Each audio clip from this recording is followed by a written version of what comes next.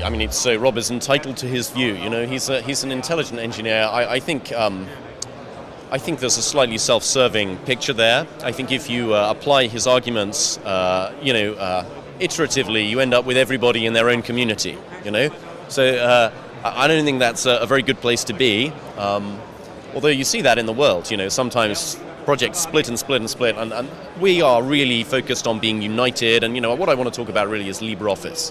And just the feature edge, and the German Stiftung we've created. I mean, it's fantastic. Stability and the donor support, the increasing downloads. We have millions of users out there happily using Libreoffice every day, and it's a great product.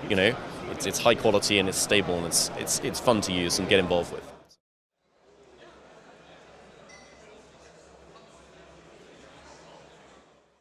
Sure, so there are some members of our community that choose to contribute to the Apache codebase and also the Libreoffice codebase. Personally, I would encourage people to stick with Libreoffice because I think it's important that the community acts as one and is united. I think it's important that all the players that want to get involved with the source code and work with it need to compromise and work with everyone else. I think it's important we all stick together. And so I'd encourage people to work on Libreoffice. I think that's really important. On the other side, does that help? On the other side, we can take code that has been contributed to the Apache project under the Apache 2 license and include that into Libreoffice as we've completed our relicensing process.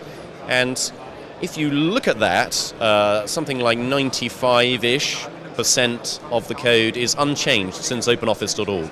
So the same file was in openoffice.org. It's been contributed to Apache. The license header has been changed, but nothing else has happened in that file at all. So that's 95% of the case. So we will be relicensing on top of that code, including all of our changes on top of that.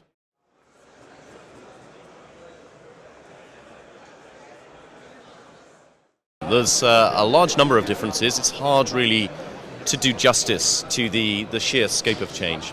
I think when you look at the code, there are lots and lots of code cleanup. So as a developer, you see one set of changes, cleaner code, easier to compile, faster to compile, much more reliable to hack on and so on. And obviously there are a lot of people putting a lot of love into that to make it easier. So that's a developer's perspective. From a user perspective, of course, there's a large feature gap. So we've done a huge amount of work. And you can see that in all sorts of areas.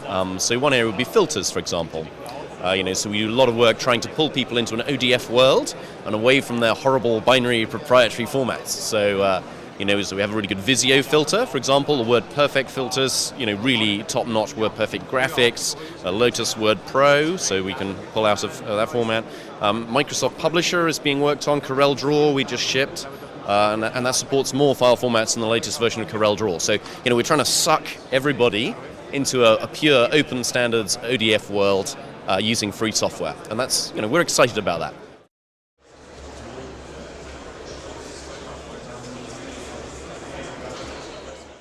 So what we're really doing with the online version is showcasing what the technology is capable of, what's there as a prototype, so you can go and you can do all the things that are really hard to do in JavaScript online. So you can import your Visio file, you can make your Visual Basic macro work, you can do all your Microsoft Publisher editing. It's a full feature Office suite, and you can even argue that the online version is more full feature than the fat client version because it has all the help. It's easy to host that. So, it's a powerful tool. The reality is the processing is done on the server, large chunks of it, and so, to serve vast numbers of users, you need significant, not infinite, but significant computing resource. So we think we can host, luckily CPUs are getting very, very fast and very, very multi-core, and RAM is getting very cheap. So it's actually quite reasonable to host hundreds of people from a single machine, which is some cost savings, and that's nice for some companies.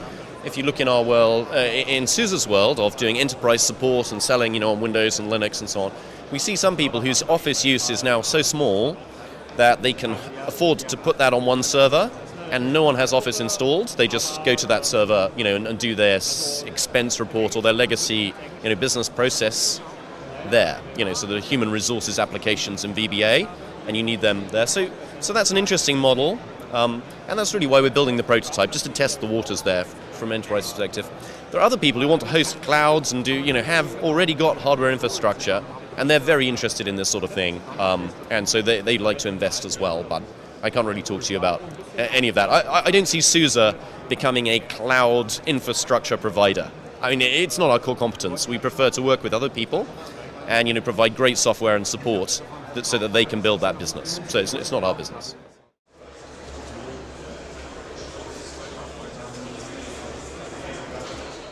So it uses JavaScript and HTML5, and it uses those to render images basically from the server. So you type your key, and it opens it has a WebSocket. So WebSockets are really cool. They're a great way of improving latency in JavaScript applications.